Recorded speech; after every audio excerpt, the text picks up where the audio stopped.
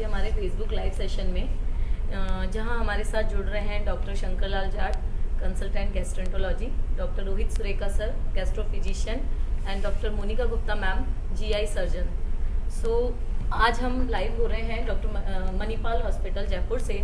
Sir मैं आपसे आज पूछना चाहूँगी, first question is that fatty liver क्या होता है और इस बीमारी के लक्षण और उपचार और रोकथाम के लिए हम क्या क्या कर सकते हैं sir? Thank you for question. Basically जैसे नाम से ही स्पष्ट है, फैटी लीवर लीवर के अंदर एक मेडिकल कंडीशन है जिसमें अंदर लीवर के अंदर अत्यधिक मात्रा में चर्बी या फैट जमा होती है। इसके बहुत सारे कारण हो सकते हैं, जैसे अल्कोहल एक प्रमुख कारण है। जिस अल्कोहल की वजह से होने वाले फैटी लीवर को हम अल्कोहलिक फैटी लीवर बोलते हैं। कुछ दवाइयाँ हो सकती है अत्यधिक मात्रा में या नेसेसरी दवाइयाँ, वो भी फैटी लीवर करा सकती है।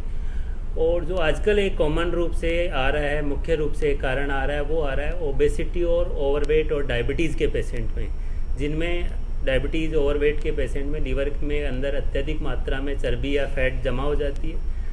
यूजुअली स्टार्टिंग फेज में ये एसिम्टोमेटिक रहता है। अपन रूटीनली कोई किसी और चीज़ कंडीशन के लिए अपन ने सोनोग्राफी कराया तो उसमें फैटी लीवर आता है। यूजुअली 90% पेशेंट एसिम्टोमेटिक रहते हैं, किसी तरह के कोई सिम्टम नहीं होते हैं। लेकिन अगर लेटर ऑन पर प्रोग्रेस करता है और ये लीवर के अंदर स्वेलिंग कर देता है, बेसिकली कोई भी चीज़ एक्स्ट्रा जमा रहेगी लीवर में कंटिन्यूस, तो वो लीवर की सेल को डैमेज करेगी। जब लीवर की सेल को डैमेज करेगी तो लीवर के अंदर स्वेलिंग आने लग जाएगी, इन्फ्लामेशन होने लग जाएगा। तो उस कंडीशन को बोलते हैं स्टीआटोहिपेटाइटिस। इनिशियली रहता है केवल स्टीआटोसिस, केवल फैट जमा हुई, लेटर ऑन उसके अंदर स्वेलिंग आने लग गई। तो स्वेलिंग आना कंडीशन ठीक नहीं है, वो प्रोग्रेसिव स्टेज है। तो उस स्टेज में फिर अपने को डायग्नोज करके करेक्ट करना ज़रूरी है। अदरवाइज उसको जो हम डायग्नोज करते हैं वो कुछ बेसिक टेस्ट होते हैं, जैसे लीवर फंक्शन टेस्ट होते हैं। लीवर फंक्शन टेस्ट में SGOT-PT जो लीवर के एंजाइम रहते हैं वो हाई आते हैं, और सोनोग्राफी में केवल फैटी लीवर आता है। तो अगर उस कंडीशन को तक अपना रिवर्सिबल स्टेज होती है, उसको अगर करेक्ट नहीं किया तो फिर लेटर ऑन उसमें फाइब्रोसिस होने लग जाता है, लीवर हार्ड की तरफ कन्वर्ट होने हो जाता है। तो उसको डायग्नोज करने का जो तरीका होता है वो एक फाइब्रोस्कैन नाम की अपनी जांच होती है, जिसमें अपन लीवर के अंदर एग्जैक्ट कितनी स्कारिंग हुई है, कितना फाइब्रोसिस हुआ है, वो चेक करते हैं। क्योंकि अगर और फाइब्रोसिस प्रोग्रेस करता है तो जो एडवांस्ड फाइब्रोसिस होता है उसी को हम सिरोसिस कहते हैं। तो एक बार सिरोसिस हो जाता है तो फिर लेटर ऑन उसकी कॉम्प्लिकेशन, वेरियस कॉम्प्लिकेशन होती है। तो इसमें जो मोस्ट इम्पोर्टेंट थिंग है अर्ली डायग्नोसिस, टाइमली डायग्नोसिस और ट्रीटमेंट जरूरी है। Thank you sir. सर मेरा नेक्स्ट क्वेश्चन मैम आपसे रहेगा। मैं आपसे पूछना चाहती हूँ, क्या लीवर की गांठ जो होती है उसका इलाज संभव है, और लीवर की गांठ के बाद क्या हम एक नॉर्मल लाइफस्टाइल मेंटेन कर सकते हैं मैम? हाँ, जैसे डॉक्टर साहब ने बताया कि फैटी लिवर इन्फिल्ट्रेशन लिवर में होता है, उसी तरह से कोई एरियाज लिवर खराब होने पे ट्यूमर की फॉर्म में डेवलप हो सकते हैं। लिवर में पित्त की थैली के कैंसर्स भी इन्वेड कर सकते हैं, और पित्त की नली के कैंसर्स या फिर दूर कहीं के आंतों वगैरह के कैंसर्स भी जा सकते हैं। इन सब परिस्थितियों में लिवर कैंसर की तरह ही उपचार किया जाता है।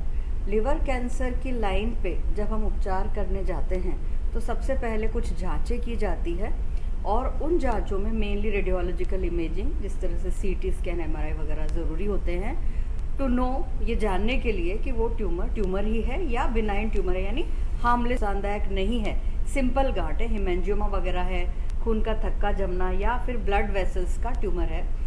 तब कई बार बिना ऑपरेशन के भी उसका इलाज किया जाता है, बशर्ते कि उस चीज़ की समझ विशेषज्ञ को हो। इसी तरह से अगर ट्यूमर कैंसरस है यानी खराब ट्यूमर है तो उसकी सबसे पहले स्टेज देखी जाती है कि स्टेज उसकी ऑपरेशन लायक है कि नहीं। अगर ऑपरेशन लायक नहीं है तो क्या उनको कीमोथेरेपी या दूसरी दवाइयों द्वारा उसका विनाश किया जा सकता है गांठ का। इसमें कई चीज़ें मायने रखती है, जैसे ट्यूमर के ऑपरेशन के बाद लिवर कितना बचेगा, ट्यूमर कंप्लीटली ऑपरेट तो हो पाएगा, इस तरह की चीज़ों का ज्ञान उस लिवर सर्जिकल विशेषज्ञ को ही होता है, और उसकी एक प्रॉपर ओपिनियन ली जानी चाहिए। इसके बाद जीवन, अगर ट्यूमर पूरा निकल जाता है तो जीवन पूर्णतया ठीक से चलता है।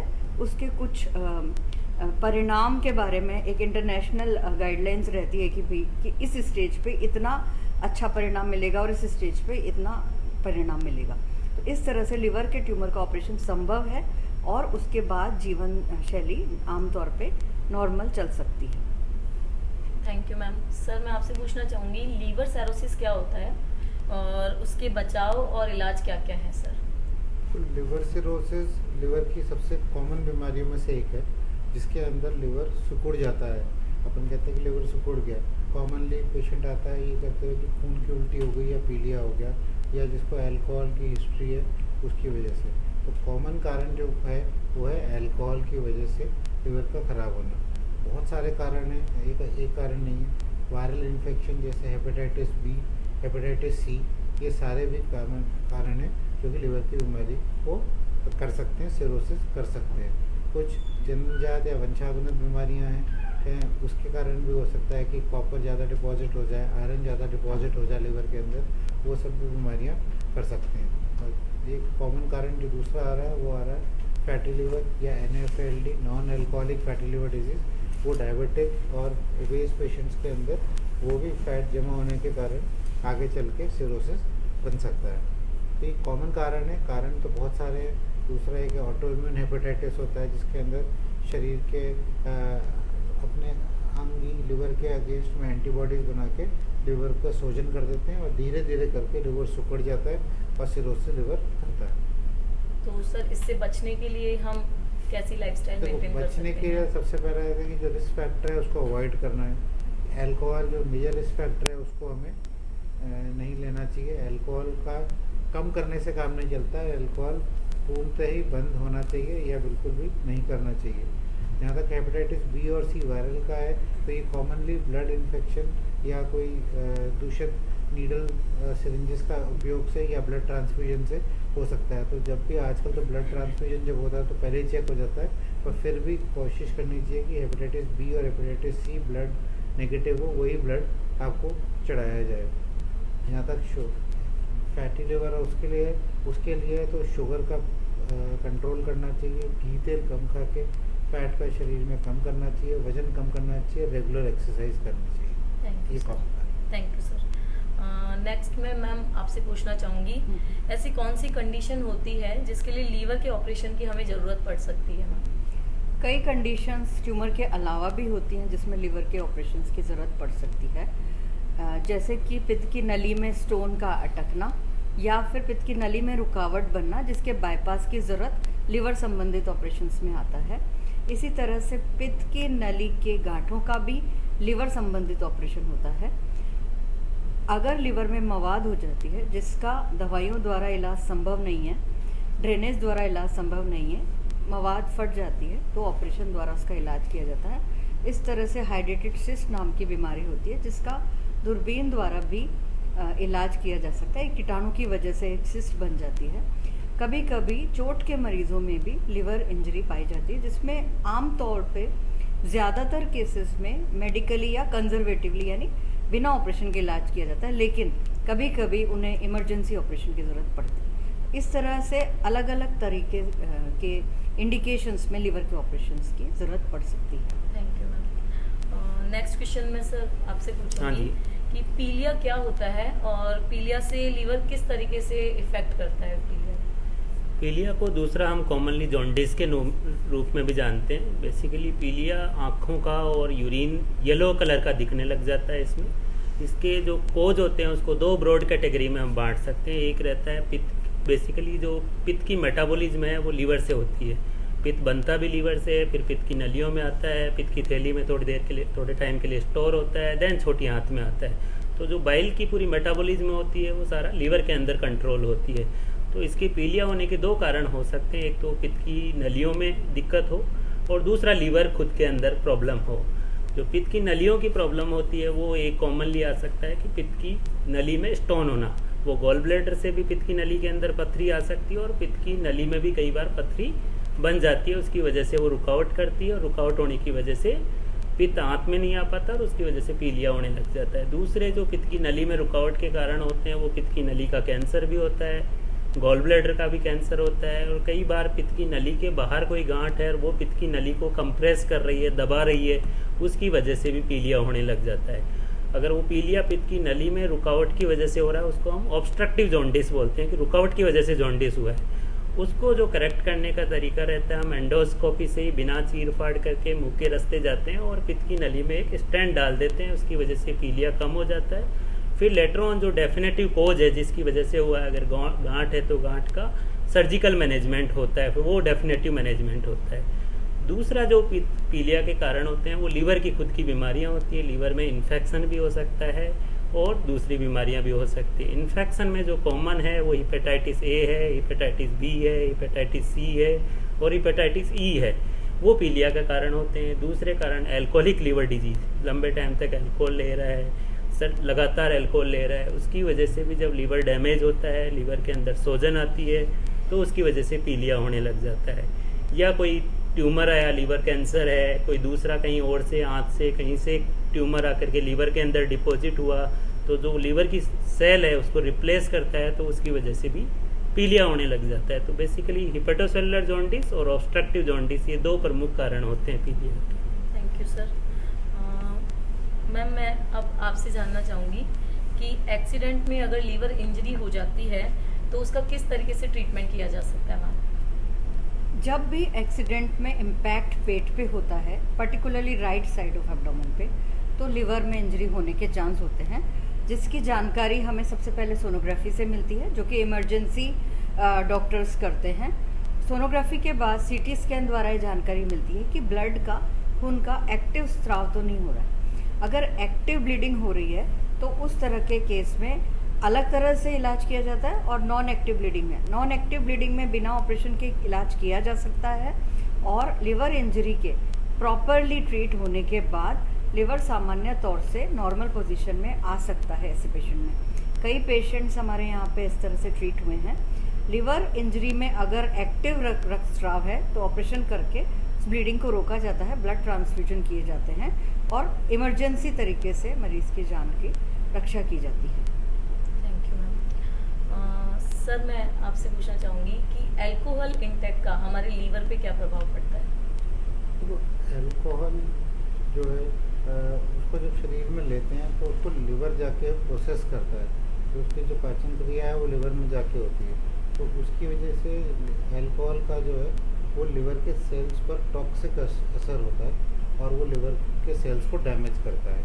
अगर हम रेगुलर जो आदमी अल्कोहल लेता रहेगा तो लिवर का सेल डैमेज होगा, बार बार डैमेज होगा, तो जब भी कोई डैमेज होता है तो उसको ख़राब हो जाता है। उसी तरीके से अगर अल्कोहल लेने की वजह से अपन बार बार लेते हैं तो लिवर का सेल ख़राब होता है। ख़राब होने के बाद सोजन आती है, सोजन के बाद उसमें स्कारिंग हो जाती है या सिकुड़ जाता है। तो ग्रेजुअली प्रोसेस कोई सालों जैसे रेगुलर अल्कोहल लेता रहे तो लिवर सिकुड़ जाता है और उसके कारण वो सिरोसिस लिवर जिसको होता है वो उसका असर हो जाता है लिवर।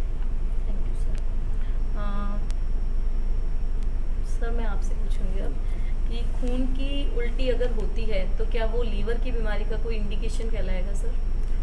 खून की उल्टी वैसे तो बहुत सारे कारणों की वजह से हो सकता है, अपनी फूड पाइप की बीमारियों में भी होती है, स्टोमक की प्रॉब्लम में भी हो सकता है, लेकिन एक लीवर की भी बीमारी के अंदर खून की उल्टी होती है और वो इंडिकेट करती है कि लीवर की डैमेज की एडवांस स्टेज है। बेसिकली सिरोसिस वाली स्टेज को इंडिकेट करता है खून की उल्टी होना लीवर की बीमारी में, क्योंकि सिरोसिस हो जाता है तो सिरोसिस में बेसिकली अपना लीवर के अंदर एक जो मेन खून सप्लाई करने वाली नस होती है जिसको पोर्टल वेन बोलते हैं हम, उसका प्रेशर हाई हो जाता है। उसके प्रेशर हाई होने की वजह से अपना जो फूड पाइप और स्टोमक का जंक्शन होता है वहाँ पर खून की नसें फूल जाती है, जिसको हम इसोफेजियल वेरिक्स बोलते हैं। साथ में आमाशय के अंदर भी खून की नसें फूल जाती है, नसों का एक गुच्छा बन जाता है जिसको गैस्ट्रिक वेरिक्स बोलते हैं। वो इंडिकेट करता है कि लीवर के अंदर पोर्टल प्रेशर हाई है और वो कई बार रप्चर होने की वजह से, उसके फटने की वजह से खून की उल्टी होती है, ब्लड की वोमिटिंग होती है और वो काफ़ी मैसिव ब्लीडिंग होती है और कई बार लाइफ थ्रेटनिंग भी होती है। उसमें काफ़ी हीमोग्लोबिन ड्रॉप होता है और जान का भी खतरा होता है। तो बेसिकली ऐसे पेशेंट में अगर आपको खून की उल्टी हो रही है, लीवर की डिजीज सस्पेक्ट कर रहे हैं अपन, तो इमीडिएटली अपने को एंडोस्कोपी कराना है, इमीडिएट गैस्ट्रोएंटरोलॉजिस्ट को कंसल्ट करना है और एंडोस्कोपी करना है, क्योंकि इसको जो डायग्नोज करने का तरीका और ट्रीटमेंट करने का तरीका है वो एंडोस्कोपी है। एंडोस्कोपी में हम देखते हैं एग्जैक्ट कि ब्लीडिंग का सोर्स क्या है। अगर इसोफेजियल वेरिक्स होती है तो हम एंडोस्कोपी के द्वारा ही उसका ट्रीटमेंट करते हैं, उसमें छल्ला लगाते हैं, बैंड करते हैं, उसको लाइगेट करते हैं और एक बार लाइगेट करके ब्लीडिंग को रोक देते हैं। साथ में हम ब्लीडिंग को रोकने के लिए कुछ दवाइयाँ होती है, कुछ प्रेशर पोर्टल को प्रेशर को कम करने की भी कुछ दवाइयाँ साथ में चालू करते हैं, और एक बार बेंडिंग करने के बाद में रिपीटेडली एवरी 2-3 वीक के इंटरवल पे करके उनको लीवर नसों को ख़त्म करते हैं। और स्टोमक के अंदर नसों से ब्लीडिंग हो रही है तो हम इंजेक्शन लगाते हैं, उसमें ग्लू नाम का एक इंजेक्शन होता है, और ब्लीडिंग को रोकने के लिए वो इंजेक्शन लगा करके रोकते हैं। तो बेसिकली खून की उल्टी होना एक एडवांस लिवर डैमेज या लिवर सिरोसिस को इंडिकेट करती है। Thank you sir. नेक्स्ट मैं मैम आपसे पूछूंगी कि किसी भी लीवर ट्रांसप्लांट की प्रक्रिया में लीवर रेसिपिएंट या डोनर जो भी होते हैं उनका जीवन ठीक ठाक साधारण तौर पे चल सकता है? Liver transplant and stage liver disease में भी लिवर फेलियर जब जीवन के साथ कंपैटिबल ही नहीं है तब किया जाता है, वो बहुत ही लेट स्टेज ऑफ सिरोसिस में किया जाता है। और लिवर ट्रांसप्लांट के लिए एक डोनर से लिवर लिया जाता है, वो या तो कैडेवरिक डोनर हो या जीवित रिलेटिव हो पेशेंट का, उसमें से हाफ लिवर या राइट लिवर मोस्टली लिया जाता है। जब ये लिवर रेसिपिएंट में यानी जिनका लिवर ख़राब हो गया उनका ख़राब लिवर हटा के वहाँ उसी जगह पे लगा दिया जाता है, तो ये लिवर उस पुराने लिवर का काम ले लेता है और लगभग पूर्णतया ये काम ले लेता है। जब वो पूर्णतया काम ले लेता है तो विदिन 10 to 15 डेज सब चीज़ें नॉर्मल होती जाती हैं। उसके कुछ पैरामीटर्स होते हैं, पेशेंट आईसीयू में रहता है, तो इस तरह से उसको नया जीवन मिल जाता है। ट्रांसप्लांट प्रक्रिया जटिल है, 8 से 10 घंटे का ऑपरेशन चलता है, लेकिन एक बार सफल होने पे डोनर और रेसिपिएंट दोनों का जीवन नॉर्मल तरीके से चलता है। जब ये पेशेंट फॉलोअप में आते हैं तो ये एक्टिव स्पोर्ट्स में या एक्टिव अपने जॉब में सब में वो अपना काम करते हुए हमें मिलते हैं और बहुत ही खुशी होती है इन्हें देख के। लिवर ट्रांसप्लांट बहुत ही नई मेडिकल पद्धति से किया जाता है और इसके काफ़ी अच्छे results. Thank you ma'am. Sir मैं अब आपसे पूछूंगी कि ऐसे क्या रीजंस हैं जिनके कारण पेट में पानी भर जाता है? तो पेट में पानी भरना या मेडिकल टर्म में बोले तो असाइटिस वो है, उसके बहुत सारे कारण। लिवर की बीमारी एक प्रमुख कारण है। जब लिवर सिकुड़ जाता है या सिरोसिस लिवर जैसे पहले बताया, उसकी वजह से लिवर के अंदर जो बीमारी के कारण जो प्रेशर बढ़ जाता है उसकी वजह से लिवर पेट में पानी भर जाता है। दूसरे बहुत सारे कारण हैं। पेट के अंदर जितने भी अपने अंग हैं उन सभी का कैंसर, चाहे आँख का कैंसर हो, चाहे लिवर का कैंसर हो, चाहे किडनी का कैंसर हो, चाहे बच्चेदानी का कैंसर हो, चाहे अंडकोश का कैंसर हो, है ना, ओवरीज का कैंसर हो, किसी भी बीमारी के वजह से अगर कैंसर आया तो वो उसकी वजह से पेट में पानी भर जाएगा। चाहे लंग का कैंसर हो, वो भी अगर पेट के अंदर फैल गया तो उससे होगा। एक इम्पॉर्टेंट कारण है टीबी। इंडिया के अंदर ट्यूबरक्लोसिस या टीबी इतनी कॉमन है जो किसी भी शरीर के किसी भी अंग को इफेक्ट करती है। तो जो आँख की टीबी है उसकी वजह से भी पेट के अंदर पानी भर सकता है। दूसरा कारण है, एक और कारण है कि लिवर हार्ट फेल हो जाए। जब हार्ट फेलियर होता है जिसको कहते हैं, तो उसकी वजह से भी पेट के अंदर पानी भर सकता है। ये प्रमुख कारण है। कारण तो बहुत सारे हैं बताने के लिए, पर ये प्रमुख कारण है पेट में पानी भरने के लिए। Thank you sir. सर मैं अब आपसे पूछूंगी कि हेपेटाइटिस क्या है बेसिकली और कितने तरीके के होते हैं और इनके उपचार और लक्षण क्या क्या होते हैं सर? हेपेटाइटिस जैसा कि नाम से स्पष्ट है, बेसिकली लीवर के अंदर स्वेलिंग आ रही है। स्वेलिंग किसी भी वजह से आ सकती है, उसकी वजह से लीवर में स्वेलिंग आती है। तो कुछ जो प्रमुख कारण है वो वायरल इन्फेक्शन है। वायरल इन्फेक्शन भी हम दो तरह के मानते हैं कि एक्यूट इन्फेक्शन, एक क्रॉनिक इन्फेक्शन। एक्यूट इन्फेक्शन होता है कि अभी रिसेंटली हुए हैं, क्रॉनिक लॉन्ग टर्म से आपका लीवर के अंदर ही वो परसिस्टेंट है। एक्यूट इन्फेक्शन में जो कॉमनली होता है वो हेपेटाइटिस ए और हेपेटाइटिस ई होता है। ये दोनों एक्यूट इन्फेक्शन होते हैं और ये जो इनका सोर्स ऑफ इन्फेक्शन रहता है वो मेनली खाने पीने से, दूषित खाने पीने से, स्पेशली सीजनल बीमारी बोल सकते हैं हम इनको, कि ये कोई पर्टिकुलर सीजन में बारिश के मौसम में जो दूषित खाने पीने की वजह से फैलता है। और इसका जो प्रमुख सिम्टम रहता है वो लो ग्रेड फीवर, वीकनेस, थकान, देन जॉन्डिस इनका मोस्ट कॉमन सिम्टम होता है। पीलिया होता है, लेकिन ये बीमारी जस्ट सेल्फ लिमिटिंग डिजीज़ है, लंबे टाइम तक लीवर के अंदर नहीं रहती। उस टाइम अपन अर्ली डायग्नोस करके कुछ सपोर्टिव ट्रीटमेंट देते हैं। खाने पीने का स्पेशली ध्यान रखना है, पानी का इंटेक खूब रखना है, हाई कार्बोहाइड्रेट डाइट लेना है और रेस्ट रखना है, तो वो धीरे धीरे ग्रेजुअली ठीक हो जाते हैं और फिर लंबे टाइम में नहीं रहते, वो लीवर को कोई परमानेंट डैमेज नहीं करते हैं। दूसरे जो मैंने इन्फेक्शन बताए हेपेटाइटिस बी और हेपेटाइटिस सी, ये बेसिकली ब्लड बॉर्न डिजीज़ है, ब्लड बॉर्न और सेक्सुअल डिजीज़ है। तो ये लंबे टाइम तक अपना लीवर के अंदर पड़े रहते हैं और धीरे धीरे लीवर को डैमेज करते हैं। और लीवर सिरोसिस का एक प्रमुख कारण है। पहली बार बहुत सारे पेशेंट ऐसे होते हैं जिनमें हमें फर्स्ट टाइम डायग्नोसिस सिरोसिस के रूप में रहता है और फिर हम उनको रिट्रोस्पेक्टिवली कोज ढूंढते हैं अपन सिरोसिस का, तो हेपेटाइटिस बी और सी डायग्नोस होते हैं। बहुत बार लीवर कैंसर के रूप में पेशेंट प्रेजेंट करता है और उनका जो इटियोलॉजी मिलता है वो हेपेटाइटिस बी और सी होता है। अदर कोज में देख सकते हैं हेपेटाइटिस में अपन अल्कोहल भी एक प्रमुख कारण है, अल्कोहलिक हेपेटाइटिस बोलते हैं उसको। ड्रग्स की वजह से हो सकता है, कोई दवाइयाँ होती है पर्टिकुलर जो हेपेटोटॉक्सिक होती है, लीवर को डैमेज करती है, वो हो सकता है। और अदर वायरल इन्फेक्शन भी, रेयरली जो इन्फेक्शन होते हैं वो भी लीवर में स्वेलिंग करते हैं। तो ये प्रमुख वायरल और ड्रग ये प्रमुख कारण होते हैं जो लीवर में सोजन करते हैं। Thank you sir. आज वर्ल्ड लीवर डे के जो हमारा मणिपाल जयपुर का हैशटैग है रिक्लेम लाइफ, तो इस पे मैम आप और आप सर क्या मतलब ऐसा कुछ है जो आप हमारी ऑडियंस को बताना चाहेंगे, कुछ उनकी लाइफस्टाइल के बारे में, या फिर क्या संदेश देना चाहेंगे? वर्ल्ड लीवर डे के लिए मेरा मैसेज यही है, रिक्लेम लाइफ जो हैशटैग है बहुत सही दिया है, क्योंकि मणिपाल हॉस्पिटल में लिवर ट्रांसप्लांट के साथ ही लिवर के रोगियों को नया जीवन दिया जा सकता है और रिक्लेम लाइफ चीज़ सत्यापित होती है। बेसिकली यहाँ लीवर, पेट, आंत और लीवर की जितनी भी डिजीज़ है वो सारा डायग्नोसिस और ट्रीटमेंट सारा होता है। इवन जो एडवांस जो टेक्निक है लिवर ट्रांसप्लांट, वो भी मणिपाल ने अच्छा सक्सेसफुली यहाँ पर काफ़ी सक्सेसफुली काम किया। तो एवरी डिजीज़ में बेसिकली कोई भी डिजीज़ में अर्ली डायग्नोसिस और ट्रीटमेंट इम्पोर्टेंट है, तो वो मणिपाल में सारी फैसिलिटी अवेलेबल है।